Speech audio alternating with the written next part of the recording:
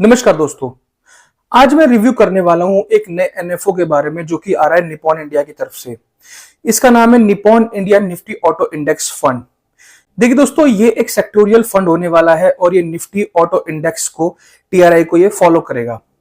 अब देखिए, ये एक सेक्टोरियल फंड है, उसके बावजूद भी मैं आप लोगों को एक चीज बता दूं कि ये एक बहुत ही शानदार एनएफओ होने वाला है। हाल फिलहाल में जितने भी एनएफओ लॉन्च हुए हैं मार्केट में, उसमें से सबसे शानदार एनएफओ ये मुझे लगा है। अब इसका रीजन क्या है मैं आपको धीरे धीरे इस वीडियो में बताऊंगा, आपको खुद भी समझ में आ जाएगा कि मैं आखिरकार ऐसा क्यों कह रहा हूं। देखिए दोस्तों, सबसे पहले हम लोग समझ लेते हैं कि आखिरकार ये ऑटो इंडेक्स है क्या। देखिए, अगर मैं बात करूं एक मिडिल क्लास फैमिली की, आज की डेट में सब लोगों का सपना ये होता है कि एटलीस्ट उनके पास एक गाड़ी जरूर हो।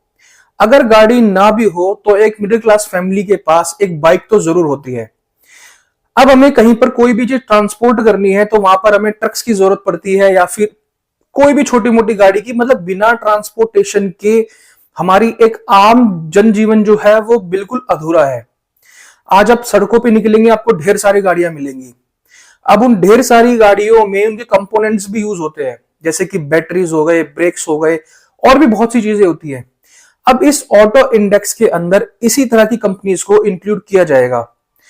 अब मैं आपको एक चीज पूछना चाहता हूं कि आप एक बार खुद से सोच के देखिए, क्या आने वाले टाइम में ये ऑटो इंडेक्स कभी भी फ्लॉप हो सकता है या फिर कभी भी ये डाउन हो सकता है। हाँ, थोड़े बहुत टाइम के लिए बेशक से ये डाउन हो जाएगा, बट ये एक ऐसा सेक्टर है जो आने वाले टाइम पर बूम ही करेगा।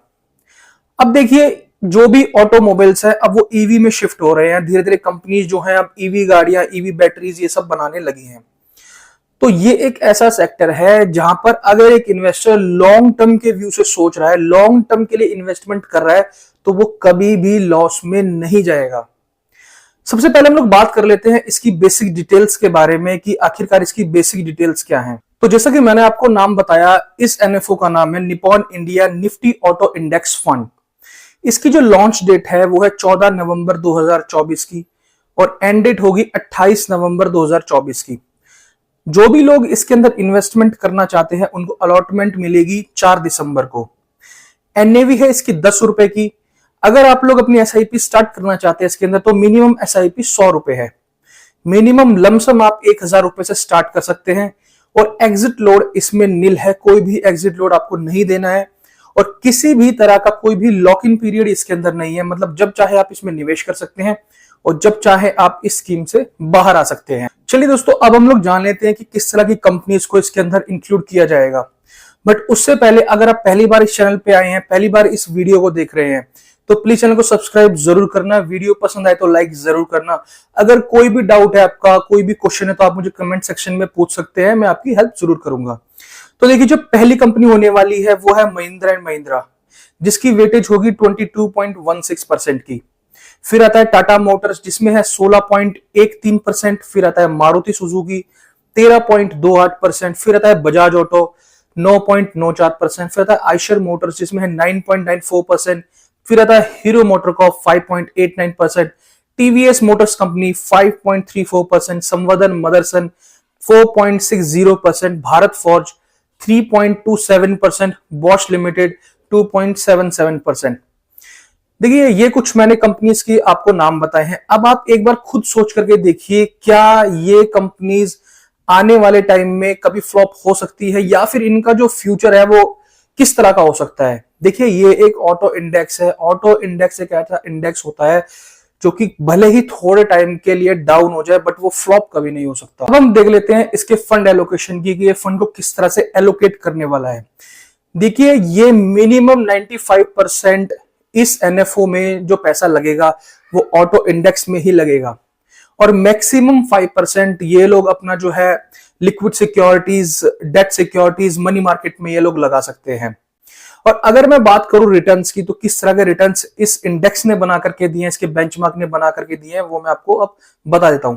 देखिए, अगर मैं क्वार्टरली इसके टोटल रिटर्न्स की बात करूं क्वार्टरली बेसिस पे, तो इस क्वार्टर में इसने बना करके दिए हैं -13.17%।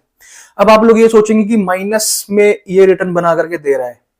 देखिए, अगर मैं इस क्वार्टर की बात करूं तो ऑलमोस्ट मार्केट पिछले 2-2.5 महीने से डाउन चल रही है और अगर किसी भी सेक्टर की तरफ आप देखेंगे, किसी भी स्टॉक की तरफ आप देखेंगे तो वो डाउन ही चल रहा है। तो ये एक बहुत ही नॉर्मल सी चीज है। इस टाइम पे किसी भी एनएफओ, किसी भी म्यूचुअल फंड का आप क्वार्टरली देखेंगे तो वो थोड़ा डाउन में ही दिखेगा आपको।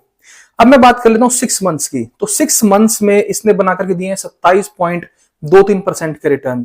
अगर मैं बात करूं 1 साल की, तो 1 साल में इसने बनाए हैं 48.82% के रिटर्न, 5 साल में बनाए हैं 24% के रिटर्न, और ऑल टाइम जब से ये ऑटो इंडेक्स है तब से इसने बना करके दिए हैं 17.88% के रिटर्न्स।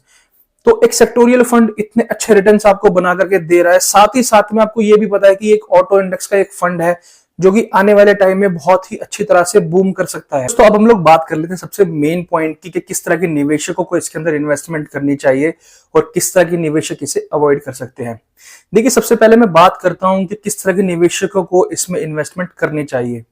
देखिए, अगर आप एक ऐसे इन्वेस्टर है जो कि आने वाले कम से कम भी 8 से 10 साल के लिए निवेश कर सकते हैं और ऑटो इंडेक्स को लेकर काफी ज्यादा बुलिश है, जैसे कि मैं पर्सनली अगर बताऊं तो मुझे ये हाल फिलहाल में लॉन्च हुए जितने भी एनएफओ सबसे बेस्ट ये लगा है।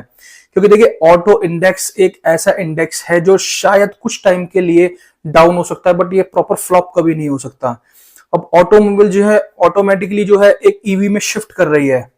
अब ऑटोमोबाइल्स हो गए, आपने ध्यान दिया होगा इसके अंदर कंपनीज भी ऐसी ऐसी हैं जो कि काफी बड़ी कंपनीज हैं, कोई छोटी कंपनीज नहीं है। और आने वाले टाइम में इन कंपनीज की ग्रोथ ऑब्वियसली होने वाली है। अगर इन कंपनीज की ग्रोथ होगी तो आपके म्यूचुअल फंड की, एनएफओ की, आपके पैसे की ग्रोथ तो होगी ही होगी।